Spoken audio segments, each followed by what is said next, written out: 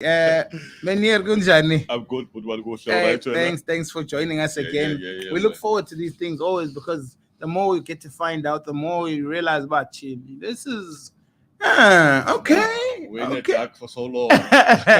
We were in the dark for quite some time, and honestly, it hasn't been helping us being in the dark. True. So these engagements really are a pleasure to have, not just personally, but also because I think they also give an insight into something that was right there for so many years all along, but it takes people like you to open our eyes to the realities and also give us the actual details behind it. So we're discussing the blockchain today. Yeah, blockchain it is today. It is. So can we start from the beginning? What is the blockchain? That's actually one of the most complicated things to define. But in actual truth, if we do not know blockchain, then we won't, be in a position to actually trust Bitcoin and all of that. Right. So blockchain is too important. Number one, there is no Bitcoin without blockchain. Right. That's how powerful the technology of blockchain is. So blockchain is let me just break it down like this. If you go to the bank and do transaction, whether you're using your card, you're going inside to make a withdrawal or a big deposit or whatever it is, you'll then after a month or so, if you go and ask for a bank statement, all of that activity is there. Yes. You see, you're gonna have reversals if there was an undue debit or whatever. Everything's gonna be anything that has to do with any movement or any or any movement whatsoever, whether it's in or out, exactly, or internal charges and all of that. Yeah. So blockchain is that. Okay. So it's a ledger that records all the Bitcoin transactions. So there is no transaction of Bitcoin that's not in the blockchain.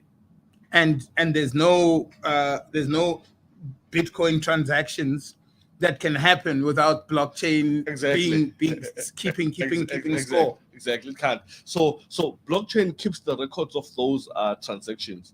Then that means that there can never be double spending of Bitcoin. Sure. Which is something that happens a lot when it comes to monetary or financial institutions. I mean, there was a time when the bank released debit orders twice. When it was paying people. Sure. So you see, so with Bitcoin, that is an impossible thing.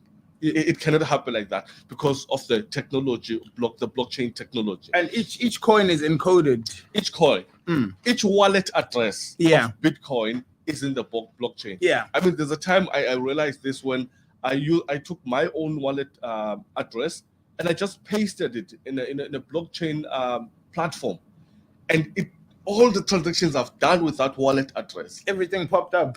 Just was like that. I was like, this is amazing. So there can never be double spending when it comes to blockchain. Right. There can never be under or overspending. So it keeps everything recorded and it keeps everything intact. We are in the house with Mr. Soyiso Mpunzi, the co-founder of House of Crypto.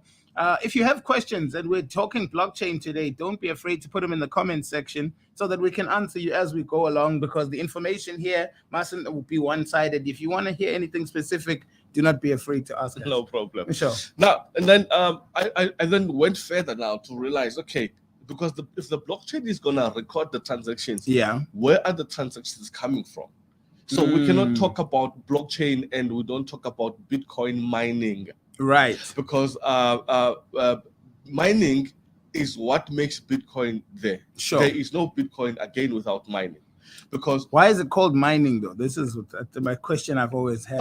Okay. Mining is literally the idea of mining. Yeah.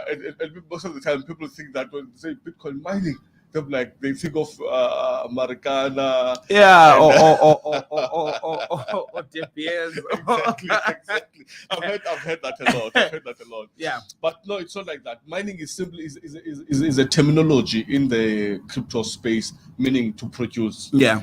So blockchain now therefore records all these transactions that are mined by now.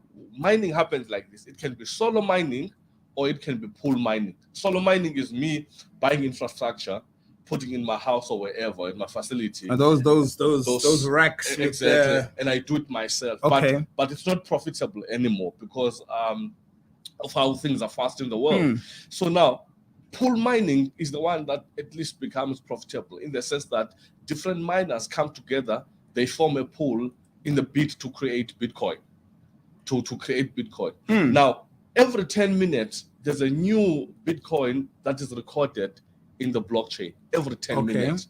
And right now, 6.25 Bitcoins are being created every 10 minutes. So every 10 minutes, a new Bitcoin passes the blockchain. So it's called a blockchain because now it's a chain of blocks. There's a block, there's a block, there's a block. So in every block, 10 minutes, there's a new block. 10 minutes, there's a new block. 10 minutes, there's a new block. Okay. Then it forms that chain, hence the blockchain. And it's pooled for efficiency. Yes. Okay. Yes. So now that the mining now is for instance, the Bitcoins that we buy from exchanges or wallets and keep them are Bitcoins that have already been mined. We have already mined those Bitcoins. Now they are available for resale or for reuse. Okay. But they've already been mined by mining pools. Okay. Bitcoin producing institutions or facilities. So like for instance, your BTC.com, those or your Binance, those are your Bitcoin producing pools. Yes. Now after they're done with that, then now we can have them on the exchange, but those have already been mined. So that's how crazy that technology is there, you know. And it evolves every second. It's. I mean, I was looking right now when I was coming here at the transactions of Bitcoin that were done in the past 24 hours. We're looking at over 300,000 transactions that were done over the past 24 hours. So all that information is in the blockchain. The blockchain has that information, and it partitions that information in a format that makes sense. Exactly. And the thing about blockchain is that it goes beyond that. I mean, Kitngesi can have a blockchain of its own. I mean, that technology on its own in the well-developed countries is actually disrupting the movement or the norm of professionalism. Like your accountants, there's no longer accountants in some countries. They're using the blockchain. What has been used by people manually, blockchain comes in and disrupts the whole thing. But again, it makes sense from a technology point of view. Exactly. Also, I hate to say it, but it eliminates the human error. It does. It does. And at the same time, remember, corporates are not in the business of just employing people for the sake of There's a reason why one starts a business. He wants efficiency. He wants to make a certain profit and such. So if there's technology in place that can replace me and you to make sure that this guy makes his bottom line, he's gonna go for the technology. You know. Thank God I work on radio. There's no robot that can talk like you. They've yet to make artificial intelligence that can replace us. See, so that's where the world is going. Yeah. I mean, I've seen even in South Africa, countries, companies starting bit by bit to have small of technology in their systems, be it security system, be it tracking system of finances and stuff like that. And I mean, companies are outsourcing entire departments now. People are like, we don't need an HR department. Exactly. We'll use an employment agency. We'll do the interviews there, and the person can come and work here. We don't need a logistics department. People will use their vehicles and claim. Exactly. We don't need, so there's a lot of things that are going on. And I mean, if you and I right now can create a technology company, yes, a lot of companies would outsource a lot of what has been done by their professionals to us and say, okay, look, we want you to run a certain system on your blockchain. We want you to run a certain program on your blockchain. We want you to do this because the technology behind blockchain is unstoppable. It's infinite. It goes beyond the borders of Bitcoin. It can be used by different companies everywhere. And we are only learning now all the uses that the blockchain can, even more and more functions of the blockchain. Exactly. And I think it's going to start with the accounting profession. Yeah. I think the accountants are in trouble. If blockchain can be fully functional in different cities or countries, I think because that's where the numbers are. Because remember, blockchain or mining is a mathematical program. Yes. So if that has to do with blockchain, and so it means accounting, which is numbers, can make use of blockchain to eliminate the human error that you said, the fraud that goes on. Hey, I mean, all the bad intention. Exactly. So the tenders that get lost, with blockchain. You see? Whoa, and it's so true. It's so true. Yeah. So there can never be stories now on Daily Dispatch that say 25 million down the drain, blah blah blah. It's not possible. It's not possible. It's not how. How unless you physically went and took it in cash. You see, and now that's paper trail. Now we know who you are. You see, so if now, but then now it's gonna boil down to leadership. Yeah, is leadership gonna adopt blockchain technology? Because if they adopt it, then it means there's gonna be 100% audit reports, correct? Clean audits every time. Every time. And you can have 3 audits a year if you want. Exactly. It's fine. You see, everything is there. Now, is the leadership gonna like that? Wow. That's what the question is. I mean, we say clean audit and leadership don't necessarily. I didn't want it to come from me. Clean audit and leadership are not necessarily the best of friends for many reasons. Sometimes leaders are protecting their constituency in the sense that if a deep and in-depth audit would have to happen, many heads would roll and an overhaul to the entire system. I mean, I was chatting to someone and I said, I'm looking at this Zondo Commission, and I'm thinking to myself, I mean, every aspect of the Zondo Commission is about money. The money was missing. The money did that. There's ESCOM. Even state capture became about money. It's about money. I mean, there's no way you can capture the state and not take the money. What would unless you are capturing like a military powerhouse? You see, but still you need control of the finances. Yes. Yeah. So I thought to myself, imagine if a system like blockchain was there. I mean, how much now is taxpayers paying for the Zondo Commission? It's a lot of money. But then if there was blockchain technology intact in different key institutions of the government, yes, then we wouldn't need the Zondo Commission. We would know where the money was spent. And just charge people accordingly.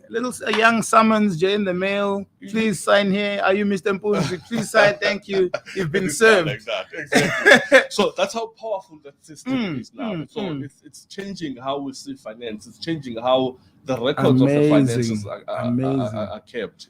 What other purpose does the blockchain serve?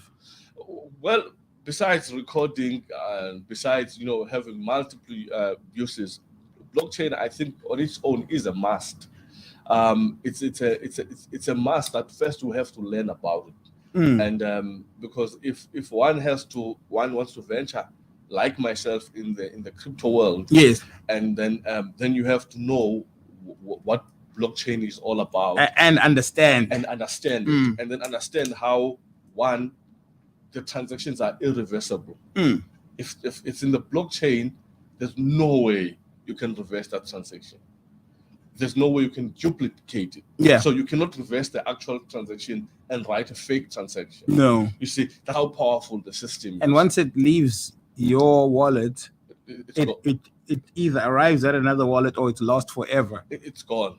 It's gone. And whatever wallet you used, whether wrong or right, the blockchain will have to identify it. Yes. So there's no way you can go past that kind of technology. And there's no algorithms that bypass, because everything is attached to the blockchain, the epicenter. Exactly. I see. So now blockchain then will have to facilitate what the mining does on the other side. I mean, if you look at how money is printed with the central authority being the government, you realize that there's no limited supply of the fiat currencies like the rand, the dollar. Right. So when it comes to Bitcoin now, the mining that then channels to blockchain, the mining takes place like every 10 minutes. There's new bitcoins that are created. Then there's only 21 million coins that are ever gonna be mined, and then every one of them is gonna go to the blockchain for recording and for safekeeping. Right. Every 4 years, there's what you call Bitcoin halving. So the supply of Bitcoin is then cut into half. Every 4 years.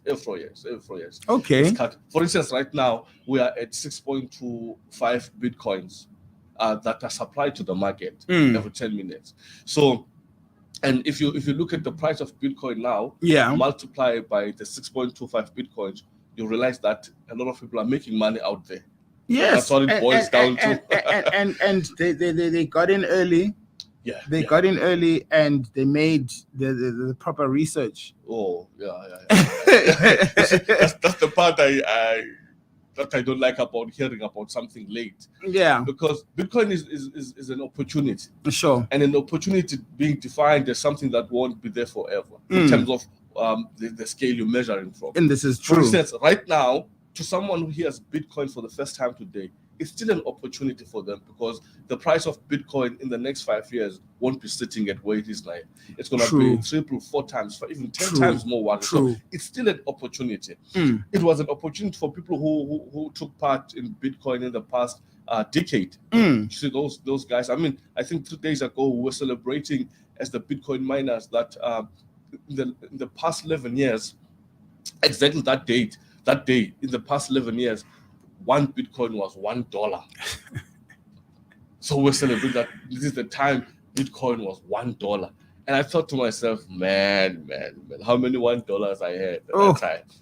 And, and how smart it would have been, even if you didn't realize what you were really getting into fully at the time, to just throw something behind it and be like, you know what, let me rest this here.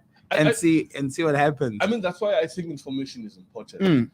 Curiosity. Yes, because yes. I'm sure even people who heard about Bitcoin at that time didn't even do proper research further than what they've heard. Maybe they saw it on news, international news, like Bitcoin law, and they dismissed the thing, and no one took interest. Up until now, it started coming into Africa, and then people started talking about it. And that's how it got to South Africa, and it got very late. And still there are people who are still dismissing even its popularity isn't where it should be with all the information we have available to us. Exactly. Yeah. I mean, even in South Africa alone, forget the world. In South Africa, in Eastern Cape, I mean, more than half of the people have never heard about Bitcoin. So we're trying by all means to lay, guys, there is Bitcoin. It comes with an opportunity like this. And this is what House of Crypto is there for, there at the Colonnade building. It's basically a place where you can come as a group, sit down and get all this information that you are scared of researching maybe yourself because you're thinking, it's another scam, it's another scam, it's another scam. And those fears sometimes even stop you from Googling something because you're like, I really don't want to read something, then it sounds good, then I go there, and then a lot of people who actually come to the office will be like, no, I saw this thing popping up on Facebook, and I was just too scared, I didn't want to click there, blah, blah, blah, blah, which is good at the same time, but then if you see a pop-up, you might as well remove the pop-up and go to Google and just type what is Bitcoin, what is blockchain, what is a Bitcoin trusted money, source. A trusted source. Then that way now, once you have that information, you will see that it's something that exists and something that is user-friendly and people are using it and making money out of it. I mean, the multi-billionaires when it comes that are created by Bitcoin. There's a lot of people who changed careers because of Bitcoin. There's a people who actually never worked in their lives because they found out about Bitcoin when they were still at school and they started there and never looked back. Full-time miners now. They're full-time miners, they're full-time traders, they are network marketers of crypto-related products. So because that's another way, there's different ways of accumulating Bitcoin. At first, I was not aware of trading. I always, in my confession, I always dismissed trading. It wasn't a viable option for what you for what you plan. In fact, let me put it this way: I always dismissed trading because I did not have the information regarding trading. So knowledge again. You see, knowledge beat me there. Up until I took the time and realized, okay, what are other forms of actually accumulating Bitcoin? Yes. Then I realized, okay, Bitcoin comes in the form of mining. So you have to partner with a mining company, BTC.com, Mining Seed, whatever the company is. And then they've got, as they are mining Bitcoin, then you buy whatever they are selling. That's going to get you rewards in Bitcoin. Okay. That's number one. So if there's a company, it sells Bitcoin pools, mining pools. You buy, and then you get paid in Bitcoin rewards or in earnings of Bitcoin. That's number one. Which makes sense. Exactly. Then the second one, it was trading. I'm like, okay, now this is news to me. Then I started looking into it. I started being interested. I started learning. So now you can trade Bitcoin as a way of actually accumulating Bitcoin. Number three, you can actually and we'll still get into these elements, because I mean these each of them needs time. Yes. So then the next one is network marketing, which is the most misunderstood business model of the 21st century. Sure. People think it's as I said, I'm full recruiter, blah blah blah blah. You know, well, I'm bad at recruiting. Exactly. But if you can tell someone that Man United was playing with Brighton yesterday, you're done with marketing. And give them the score. Exactly. You see, so but it's just that when it comes to making money, people have a different mentality. Yes, people can talk the whole day, but if you can say they can talk and they can get paid. People are so used to getting money in the traditional sense. You know, 12 paydays a year, once a month, standard according to what you got last month. It'll be pretty much the same this month. You don't want to disrupt that. So now when you say you can make more and still make this, that's where you're like, but that, you see, now you're tricking me. Now and the funny thing is, people don't understand how much we sell ourselves every day.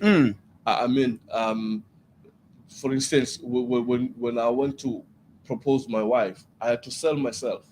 And the idea as well. You have to sell, because it's not just you. You understand? Exactly. Number two, if you're looking at a job, that you're there to sell yourself. Yes. The interviewer or the HR does not know you. So you have to say things about yourself that will make you a perfect fit for this organization. So you have to sell yourself. Yes. So, and now you're not selling yourself, you're selling a product. So you're plugging into something that already exists. That's leverage. You didn't have to create it. Yes. You didn't have to do nothing. Yes. You found it there. You plug in, use the resources already available to do this thing. In return, you just get paid for it. And I mean, is that not the whole idea? And you accumulate Bitcoin in the same fashion. And you're accumulating Bitcoin over and above that. Exactly. The technology, what technology drives the blockchain? Look, Bitcoin blockchain, there's none without the other. Yeah. So in answering that, I'm going to say there's Bitcoin. If there's no blockchain, there's no Bitcoin. Sure. If there's no Bitcoin, so these are two hands. Exactly. These are two hands on a body. They work together. Right. So there was no way the creation of Bitcoin would exist without blockchain. So it's like internet and email. Sure. Yeah. Because you can't email without the internet. And you can't have internet if we don't have the email facility. You understand? How are you going to communicate in the digital space? That's the technology behind that. So if we can get to the fundamentals of what drives this thing. I mean, if one has an institution somewhere, yes, and then get to think, okay, where else in my organization can I then get to use? I mean, for instance, at House of Crypto, we have a system that we've created where whatever packages or whatever products we offer, you can choose to receive them in Bitcoin. Okay. You see, so if organizations and institutions can then start to facilitate those things small bits, starting small and growing from there. And it's also encouraging people to look at the viability of that side of things as well as they're getting more into it. Because a lot of people always think that what they don't know is a scam, and even myself, before I was actually in that, I was like, these things, they just want to take our money because and we're skeptical people. Because the system of going to school does not allow us to be open-minded like that. Absolutely. If it wasn't in the textbook that I read, no, it can't be true. It can't be true. Number two, whether it's true or not, I undermine it. Because I didn't hear it from school. You understand? I'm hearing it from some random person. Exactly, because there's a difference between education and qualification. School qualifies us. Outside of school, we are educated. You get educated about things that you did not even qualify for. True. That were in school. True. I mean, I was doing accounting at school, but not in any way I was taught about how money is created. I was never taught about fractional reserve banking. I was never, and if blockchain can actually, I'm getting excited. I love it when you get like that, because I just listen. I'm like, yes. In the presence of blockchain, there can never be fractional reserve banking. I mean, I'm gonna say things now. You know what I mean? Most of the times the bank loans money to fractional reserve banking is about the bank giving out money on paper that they do not have. That they don't have, like, or putting ones and zeros. You understand? On your phone, so you can see that the perception of money. The perception of money. So they are working on that. So with the technology like this, they can never be like that. Sure. So that's why institutions like financial institutions can never endorse blockchain, because it's going to disrupt how the movement of money.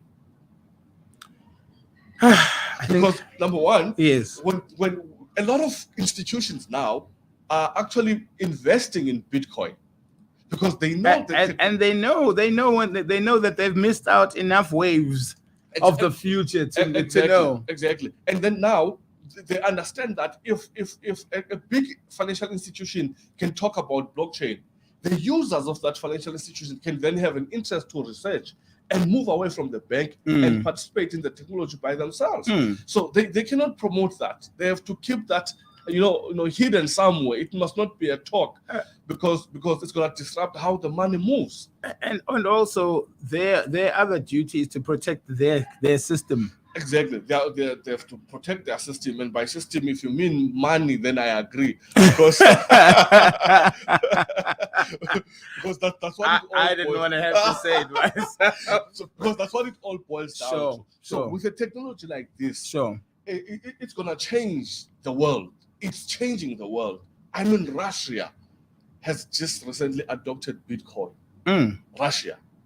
The most stubborn country in the world. You understand? So if that is happening, and it's not just a province, a city, just like that, if the whole country is saying, look, man, we've sent our financiers, we've sent our lawyers, we've sent our ministers of different portfolios to say, can you research about this? Yes. How can this thing be viable for our people? What protects this Bitcoin? If we're saying we adopt it as a country, what kind of stability are we talking? Exactly. All the important questions. You understand? What are the risks involved? What are the rewards for the community, for our people? Sure. What protects this Bitcoin? If they come back and say, look, what protects this Bitcoin is what we call blockchain. What is blockchain? They start studying. Tell us more. Thing. Now, the government looks at this thing. Now, this is a government for the people who say, okay, it means if this thing can make us avoid double spending, fraud, and whatnot, let's adopt it and let's make it this currency backed by this technology. A thing of ours, because we don't want corruption. So if you don't want corruption, you have to embrace blockchain. Exactly. Yeah, let me repeat that. If you don't want corruption, you have to embrace the blockchain. I heard it the first time. I'm glad I'm not a politician this time.